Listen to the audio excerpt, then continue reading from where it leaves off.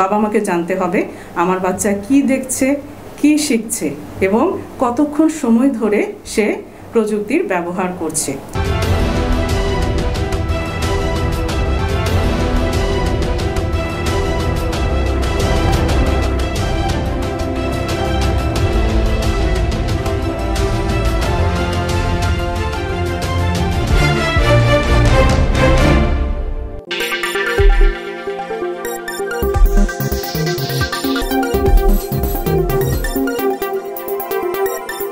সুপ্রিয় দর্শক, আসসালামু আলাইকুম। আমন্ত্রণ জানাচ্ছি ডক্টরস টিভির নিয়মিত আয়োজন চিকিৎসা বিষয়ক অনুষ্ঠান মা ও শিশু দেখবার জন্য। আজকে আপনাদের সাথে রয়েছি আমি জান্নাতুল ফেরদৌস মৌসুমী, শহীদ মনসুর আলী মেডিকেল কলেজ। আজকে আমাদের অনুষ্ঠানের আলোচনার বিষয় বাচ্চাদের ক্ষেত্রে প্রযুক্তির ব্যবহার। এই বিষয়ে আমাদের সাথে অনুষ্ঠানে অংশগ্রহণ করবেন সহযোগী অধ্যাপিকা, mental health councillor and relationship coach doctor Nadia Afrin. Ma'am আসসালামু আলাইকুম। অসংখ্য ধন্যবাদ ম্যাম আমাদের এই ব্যস্ততম সময় কোভিড সিচুয়েশনে আমাদের অনুষ্ঠানে আসার জন্য। ওয়ালাইকুম আসসালাম, তোমাকে অসংখ্য ধন্যবাদ এবং ধন্যবাদ ডক্টরস টিভিকে আমার এখানে আমন্ত্রণ জানাবার জন্য এবং এরকম সুন্দর একটি প্রোগ্রাম আয়োজন করার জন্য। আমার মনে হয় এরকম প্রোগ্রামগুলো ডক্টরস এবং পেশেন্টের মাঝে একটা সেতু বন্ধন তৈরি করতে বেশ সাহায্য করবে। ম্যাম আজকে আমাদের অনুষ্ঠানে আলোচনা বিষয় বাচ্চাদের ক্ষেত্রে প্রযুক্তির ব্যবহার। তো ম্যাম আসলে প্রযুক্তি বলতে আমরা ম্যাম কি বুঝি? প্রযুক্তি বলতে এখানে আসলে আমরা টেকনোলজি, ইংলিশে আমরা বলি টেকনোলজি। আমাদের এখনকার সময় মেনলি বাচ্চারা যেসব গেজেটে ইউজ টু, যেমন কম্পিউটারস, ল্যাপটপ, তারপরে হচ্ছে ডিজিটাল ক্যামেরা, তারপরে হচ্ছে বিভিন্ন রকমের ভিডিও গেম, ইন্টারনেট, এভরিথিং এই প্রযুক্তির ভিতরে পড়ছে। জি ম্যাম। ম্যাম বাচ্চাদের কি প্রযুক্তির আমরা কি ব্যবহার, বাবা মারা কি ব্যবহার করতে দেবেন কিনা বা আমাদের দেয়া উচিত কিনা? বাচ্চারা প্রযুক্তির ব্যবহার করবে, তবে সেটা হবে 100% বাবা মার তত্ত্বাবধানে। বাবা মাকে জানতে হবে আমার বাচ্চা কি দেখছে, কি শিখছে এবং কতক্ষণ সময় ধরে সে প্রযুক্তির ব্যবহার করছে। এটার একটা নির্দিষ্ট গাইডলাইন আছে, যে যেমন আমেরিকান একাডেমি অফ পেডিয়াট্রিক্সের মতে বয়স ভেদে একটা সময় নির্ধারণ করা আছে। যেমন একদম ছোট শিশু জন্মের পর থেকে বলা হয়ে থাকে 18 মাস বয়স পর্যন্ত স্ক্রিন টাইম হবে 0, মানে তাকে একেবারেই কোনো গেজেট তার হাতে দেওয়া যাবে না। এরপর আমরা আসি 18 থেকে 24 মাস, তখন সে হাফ অ্যান আওয়ার, মানে 24 আওয়ার্সে একটা দিন, এই দিনের হাফ অ্যান আওয়ার সে গেজেট ইউজ করতে পারবে। এরপর হচ্ছে 2 থেকে 5 বছর বয়স পর্যন্ত একটা বাচ্চাকে 1 ঘন্টা প্রযুক্তি ব্যবহার করতে দেওয়া যেতে পারে। এরপর হচ্ছে আমরা 5 থেকে 8 বছর বয়স পর্যন্ত 2 ঘন্টা, এবং এরপর 9 বছর বয়স থেকে 18 বছর বয়স পর্যন্ত, মানে শিশু বলে থাকি আমরা 18 বছর বয়স পর্যন্ত। ওয়ার্ল্ড হেলথ অর্গানাইজেশনের মতে, যেটা পুরো ওয়ার্ল্ড ওয়াইড ফলো করা হয়, 18 বছর বয়স পর্যন্ত একটা বাচ্চাকে আমরা শিশু বলে থাকি। তাহলে 9 থেকে 18 বছর বয়স পর্যন্ত তার প্রয়োজন অনুসারে তাকে ব্যবহার করতে দেওয়া যাবে, কিন্তু 100% ওই যে বললাম বাবা মার তত্ত্বাবধানে। বাবা মাকে জানতে হবে আমার বাচ্চা কি দেখছে, কি শিখছে এবং কতক্ষণ দেখছে। এসব মনিটরিংয়ের জন্য বিভিন্ন অ্যাপস আছে, মানে বাবা মা যদি সারাক্ষণ বাসায় নাও থাকে, উনি জানতে পারবেন আমার বাচ্চা কতক্ষণ একটা স্ক্রিন দেখছে। বিভিন্ন অ্যাপ আছে, যেমন খুব জনপ্রিয় হচ্ছে গুগল লিঙ্ক, ওটা দিয়ে গুগল ফ্যামিলি লিঙ্ক বলা হয়। ওই অ্যাপটা ইনস্টল করে নিলে মা বাবা অফিসে বসেও জানতে পারবে আমার বাচ্চা কতক্ষণ স্ক্রিন টাইম তারা স্ক্রিন সে ইউজ করছে, সে ব্যাপারটা এটা বাচ্চাকে জানিয়ে করতে হবে। বাচ্চাকে না জানিয়ে আমি লুকিয়ে লুকিয়ে দেখবো সে কতক্ষণ ইউজ করছে, সেটা না। বাচ্চাকে জানিয়ে আমরা স্ক্রিন টাইম, যে তোমার ভালোর জন্য, তুমি এখন অনেক ছোট, নিজের দায়িত্ব নিজে নিতে জানো না, শেখোনি, তাই আমি এই স্ক্রিন টাইম তোমার জন্য একটা মনিটর করব, সেজন্য আমি অ্যাপসটা আমার মোবাইলে ডাউনলোড করেছি। জি জি ম্যাম, ধন্যবাদ ম্যাম। ম্যাম বাচ্চারা কি দেখছে এটা বাবা মা কিভাবে নিয়ন্ত্রণ করবে? আসলে বাচ্চারা কি দেখছে সেগুলো নিয়ন্ত্রণের জন্য বাচ্চাদের কিডস ফ্রেন্ডলি কিছু ব্রাউজার আছে, সেগুলো ইনস্টল করা যেতে পারে।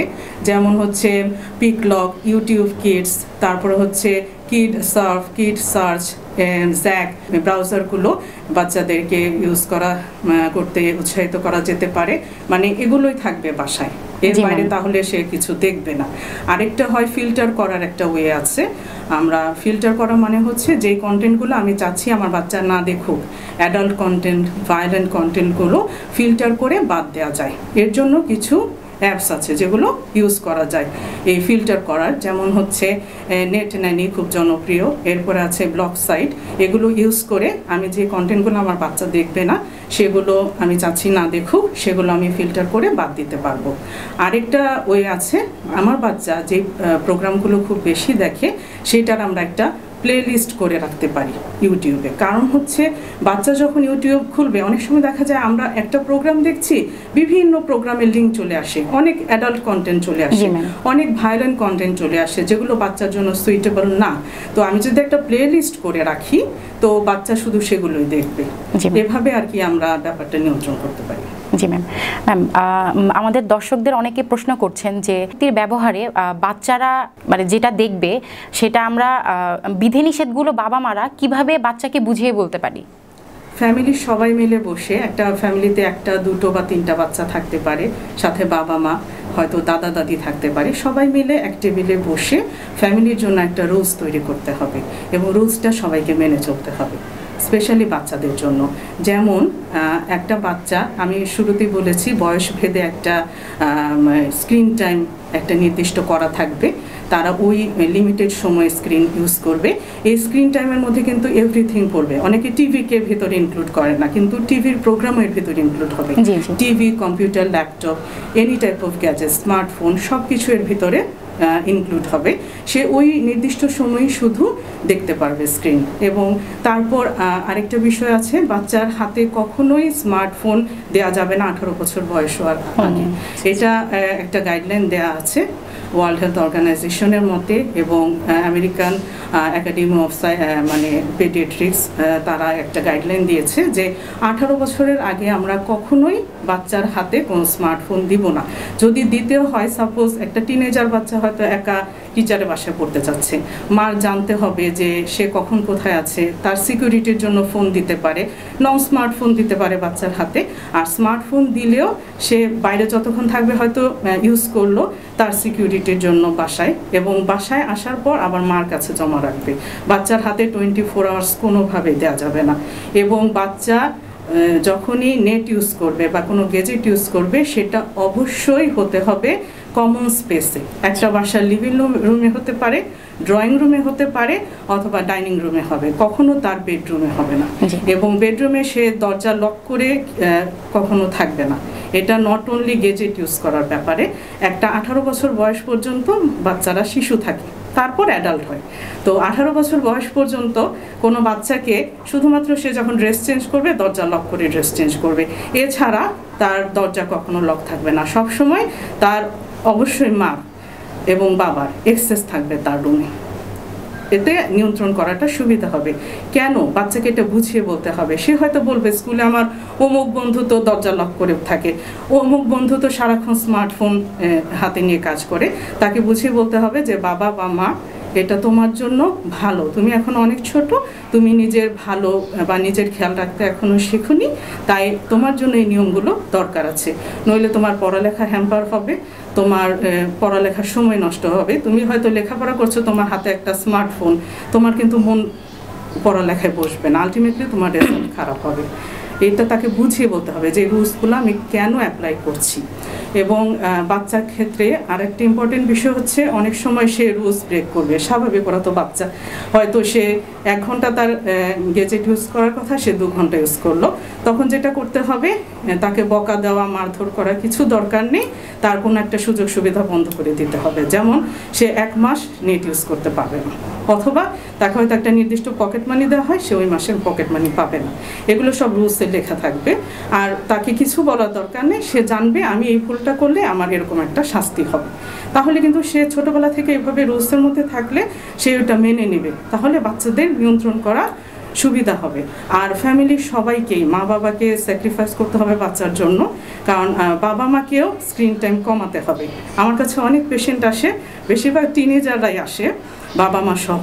তো তারা অনেকে দেখা যায় যে একদম প্রযুক্তিতে আসক্ত বা সারাক্ষণ ভিডিও গেমস খেলছে, তো অথবা আরও মুভি দেখছে বা যেটাই হোক ইউটিউব ইউজ করছে, তখন আমি বলি যে বাসায় কে কতক্ষণ স্ক্রিন টাইম, কার কতক্ষণ।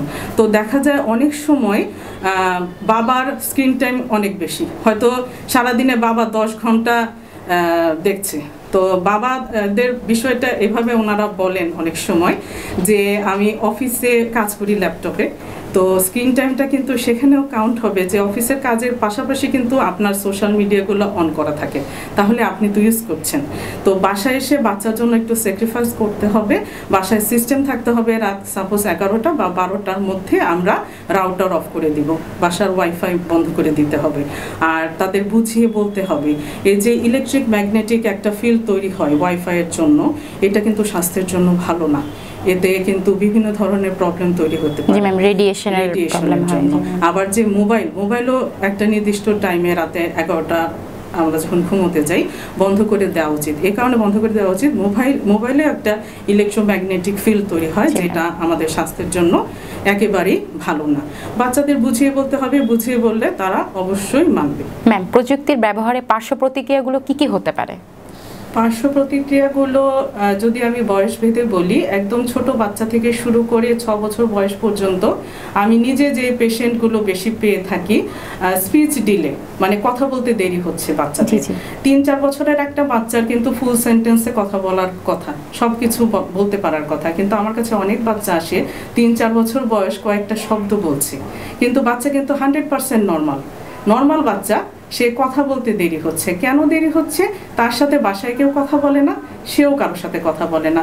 তার হাতে একদম 3-4 মাস বয়স থেকে একটা গেজেট ধরিয়ে দেওয়া হয়েছে, একটা হয়তো ট্যাব দিয়ে দেওয়া হয়েছে, সে সেটা দেখে। আমাকে এক মা বলেছিলেন যে ম্যাডাম, আমার বাচ্চা গেজেট হাতে না দিলে, ট্যাব হাতে না দিলে খায় না। তো আমি বলেছি আপনার বাচ্চার হাতে ট্যাবটা প্রথম কে দিয়েছে? সেটা তো আপনিই দিয়েছিলেন, দেওয়া যাবে না। বাচ্চাকে বড় বড় সুন্দর সুন্দর ছবিওয়ালা বইগুলো দেওয়া যেতে পারে, যেগুলো দেখে দেখে সে খুব খুশি হবে। তাকে ইন্ট্রোডিউস করানোরই দরকার নেই এত ছোট একটা বাচ্চাকে গেজেটের সাথে, কোনো প্রয়োজন নাই।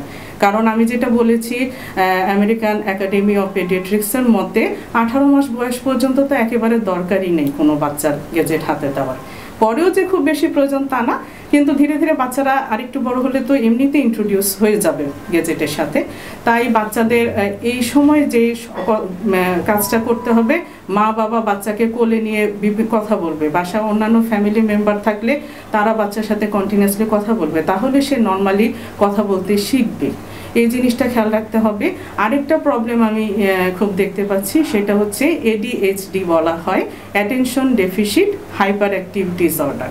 আমরা প্রতিটা ওয়ার্ড যদি বিশ্লেষণ করি বুঝতে পারবো। অ্যাটেনশন ডেফিসিট মানে হচ্ছে বাচ্চার অ্যাটেনশনে প্রবলেম। হয়তো সে পড়ালেখা করছে, 3-4 বছরের একটা বাচ্চা মাত্র পড়ালেখা শুরু করে ABCD দিয়ে, সে কনসেন্ট্রেশন দিয়ে 5 মিনিট এক জায়গায় বসতে পারছে না, এবং সেখানে সে কনসেন্ট্রেট করতে পারছে না। বসে যে সে মনোযোগ দিয়ে একটা কিছু দেখবে এবং লিখবে, এইটাই অ্যাটেনশন দিতে পারছে না, attention deficit hyper active disorder. Hyper active মানে অ্যাক্টিভ না, মোর দেন অ্যাক্টিভ।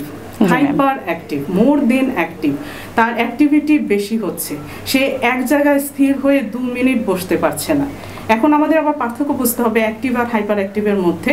অনেক সময় অ্যাক্টিভ বাচ্চাকেও বাবা মা বলে না অনেক বেশি দুষ্ট, হাইপার অ্যাক্টিভ না। একটা ছোট বাচ্চা তো নর্মালি অ্যাক্টিভ হবে, দুষ্টমি করবে, কিন্তু সেটা যদি এমন হয় যে সে ওই যে বললাম বসে এক জায়গায় স্থির হয়ে থাকছে না, একটা ABCD লিখতে দেওয়া হলো, সে বসে ধৈর্য ধরে সেটা লিখতেই পারছে না, বা তাকে কিছু ব্লকস দেওয়া হলো, তুমি ব্লক দিয়ে একটা বিল্ডিং তৈরি করো, একটা কার তৈরি করো, সেটা সে পারছে না, তখন এইটা হচ্ছে attention deficit hyper active disorder.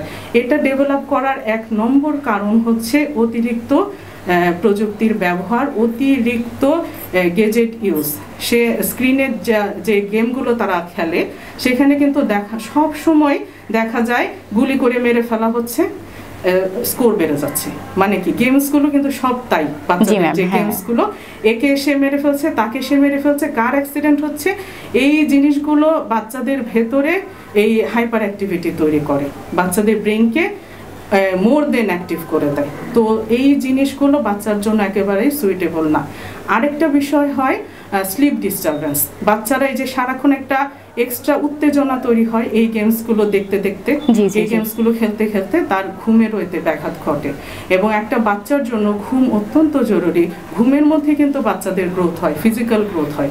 একটা বাচ্চা ঠিক মতো ঘুমাতে না পারলে তার ফিজিক্যাল গ্রোথ, মেন্টাল গ্রোথ কোনোটাই ঠিক মতো হবে না। এটা তো বলে একদম ছোট বাচ্চাদের ক্ষেত্রে।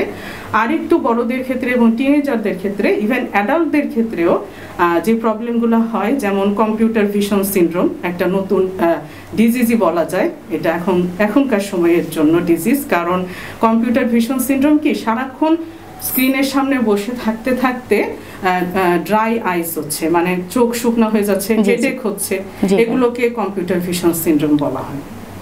আরেকটা আমি একটু আগে বলেছিলাম যে ইলেকট্রোম্যাগনেটিক একটা ফিল্ড তৈরি হয় মোবাইলের কারণে এবং রাউটারের কারণে, ওয়াইফাই রাউটারের কারণে। এই ইলেকট্রোম্যাগনেটিক ফিল্ডের মধ্যে সবসময় থাকতে থাকতে এটা আমাদের বডিতে, আমাদের ব্রেইনে, আমাদের হার্টে খুব খারাপ এফেক্ট ফেলছে। দেখা যাচ্ছে যে পালপিটেশন হয়, মানে বুক ধরফর করে, এটা একটা কমন প্রবলেম হয়। অনেকে স্লিপ ডিস্টারবেন্স হয়, হেডেক হয়। এই বিষয়গুলো কিন্তু এই ইলেকট্রোম্যাগনেটিক ফিল্ডের জন্য, যেটা মোবাইল এবং ওয়াইফাইয়ের মাধ্যমে তৈরি হয়। তাই বাসায় একটা নির্দিষ্ট সময় পরে, মানে রাতে 10টা বা 11টা আমরা যখন ঘুমাতে যাই, সবকিছু বন্ধ করে দিতে হবে। সবকিছু বন্ধ করে সাউন্ড স্লিপটা দরকার। কারণ দিনের বেলা এখন আমাদের অফিসেও বাবা মার ক্ষেত্রে আমাদের ইউজ করতেই হয় ল্যাপটপ বা বিভিন্ন গ্যাজেট, যেটা আমরা করতে পারি রাতে একটা নির্দিষ্ট সময় বন্ধ করে দিব। তাহলে বাচ্চারা ছোটবেলা থেকে শিখবে যে একটা নির্দিষ্ট সময় পরে আমার এগুলো বন্ধ করে দিতে হবে। এই প্রবলেমগুলো এখন হয়। এছাড়া যেটা হচ্ছে, বাচ্চারা খুব আনসোশ্যাল হয়ে যাচ্ছে। আমি নিজে দেখেছি, ইনফ্যাক্ট আমি ছবি তুলে সোশ্যাল মিডিয়ায় শেয়ারও করেছিলাম যে আমি একটা বিয়ের প্রোগ্রামে গিয়েছিলাম কিছুদিন আগে। ওখানে একই বয়সী 8-10টা বাচ্চা, সবার হাতে একটা করে গ্যাজেট। কেউ কারোর সাথে কথাও বলছে না, খেলছেও না। তারা সবাই হয়তো বাবা মার মোবাইল নিয়ে বসে, সবাই একসাথে বসে আছে এবং সবাই আলাদা একটা জগতে আছে, কেউ কারোর সাথে কোনো ইন্টারেকশন হচ্ছে না। এতে কিন্তু এই জিনিসটা, এটা বাচ্চার জন্য খুব হার্মফুল। তার সমবয়সী বাচ্চাদের সাথে মিশতে হবে। জি ম্যাম। সমবয়সী বাচ্চারা এখন একত্রিত হলে এরকম করে, এটাতে কিন্তু তারা খুব আনসোশ্যাল হয়ে যাচ্ছে। এবং আরও বিভিন্ন ধরনের প্রবলেম, যেমন টিনেজারদের মধ্যে এখন যেটা দেখা যাচ্ছে, অনেকে খুব অ্যালার্মিংয়ের ব্যাপারটা, পর্নোগ্রাফিতে আসক্ত হয়ে যাচ্ছে, সারাক্ষণ নেট ইউজ করছে পর্নোগ্রাফিতে। সেজন্য আমি যেটা বললাম, কমন স্পেসে সবসময় ইউজ করতে হবে। আমি যে গ্যাজেট ইউজ করব সেটা বাচ্চাকে কমন স্পেস ইউজ করতে দিতে হবে।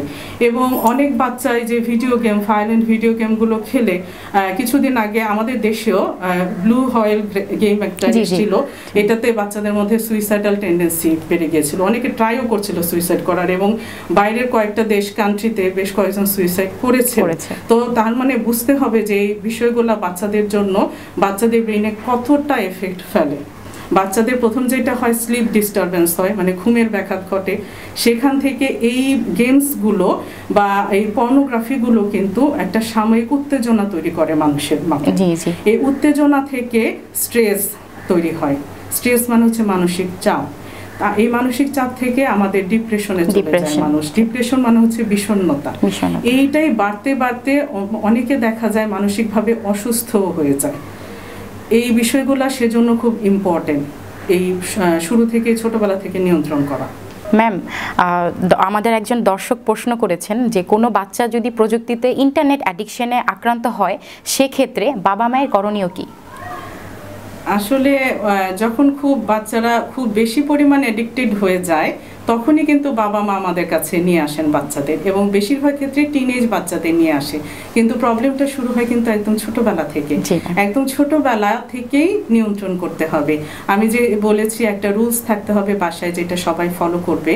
বাচ্চাদের বয়স ভেদে ইন্টারনেট ইউজ করার ব্যাপারে একটা লিমিটেশন থাকবে, এটা বাসার সবাইকে মেনে চলতে হবে।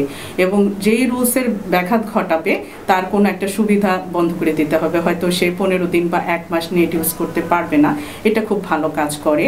এছাড়া বাচ্চাদের, আমার কাছে একটা রিসেন্টলি একটা টিনেজ মেয়ে বাচ্চা এসেছিল, 13 বছর বয়স। ওর মা বলছে ও সারাক্ষণ ট্যাব নিয়ে পড়ে থাকে, আগে এমন ছিল না।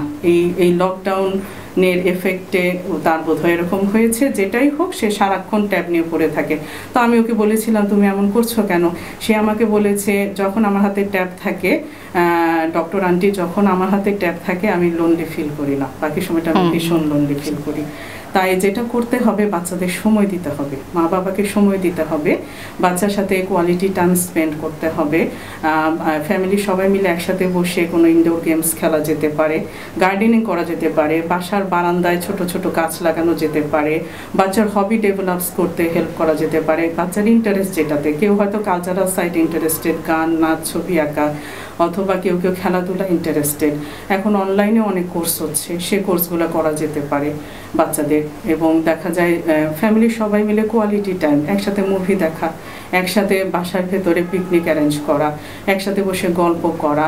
এবং আমি সবসময় সাজেস্ট করি যে একটা মিল একসাথে খেতে হবে। এটা লাঞ্চে সবার পক্ষে সম্ভব হয় না, বাসায় এক একজন এক এক টাইমে আসে। ডিনারটা একসাথে করতে হবে। অনেক ফ্যামিলিতে ডিনারের সময়ও মানুষের হাতে গেজেট থাকে বা টিভি অন থাকে, এটা হবে না, এটা করা যাবে না। ডিনার এক টাইমে সবাই মিলে বসে করতে হবে এবং তখন গল্প করতে হবে। এই জিনিসগুলোতে কিন্তু বাচ্চাদের তখন দেখা যাবে যে মোবাইল ডিপেন্ডেন্সিটা বা গেজেট ডিপেন্ডেন্সিটা তাদের কমে আসবে। এবং ছোটবেলা থেকে এটা করতে হবে, ছোটবেলা থেকেই ধীরে ধীরে বাচ্চাকে তৈরি করতে হবে এভাবে। হঠাৎ করে যখন প্রবলেমটা অনেক বড় আকার ধারণ করে তখন এটা সমাধান করতে আসলে তখন ওইটা একটু ডিফিকাল্ট হয়। আর যারা, যেমন বললাম, খুব ভায়োলেন্ট গেমে আসক্ত হয়ে যায়, যেমন আমার কাছে একটা ছেলে বাচ্চা এসেছিল 15-16 বছর বয়স, সে বলেছে ভিডিও গেম 1-1.5 ঘন্টা না খেলে তো আমি ঘুমাতেই পারি না, আমার মাথা ঝিমঝিম করে। মানে সে এতটা এডিক্টেড, এটাকে এডিকশন বলে, যে এইটা ছাড়া আমার ঘুম হয় না। তার মানে প্রচণ্ড রকমের এডিক্টেড। আর তারপর যারা পর্নোগ্রাফিতে এডিক্টেড হয়ে যায় সেটা তো আরও ভয়াবহ। তাই অতটা খারাপ পর্যায়ে যাওয়ার আগেই প্রয়োজনে আপনি কাউন্সিলরের কাছে নিয়ে আসতে পারেন, আমাদের কাছে নিয়ে আসতে পারেন, যাতে একটা ভালো অ্যাডভাইস দেওয়া যায় বাচ্চাকে এবং প্যারেন্টসকে। ম্যাম, আপনাকে অনেক অনেক ধন্যবাদ আপনার মূল্যবান বক্তব্যটি আমাদেরকে দেওয়ার জন্য এবং এই কোভিড সিচুয়েশনে আমাদের অনুষ্ঠানে আসবার জন্য। তোমাকে অসংখ্য ধন্যবাদ এবং ধন্যবাদ ডক্টরস টিভিকে আমাকে আমন্ত্রণ জানানোর জন্য। আমার মনে হয় এরকম প্রোগ্রামগুলো ডক্টরস এবং পেশেন্টের মাঝে একটা সুন্দর সেতু বন্ধন তৈরি করতে হেল্প করবে। সুপ্রিয় দর্শক, আমরা দেখতে দেখতে একেবারেই অনুষ্ঠানের শেষ পর্যায়ে চলে এসেছি। আশা করছি আমাদের আজকের অনুষ্ঠান থেকে অনেক উপকৃত হয়েছেন। প্রিয় দর্শক, আপনারা সবাই আমাদের ডক্টরস টিভির সাথে আছেন এবং থাকবেন।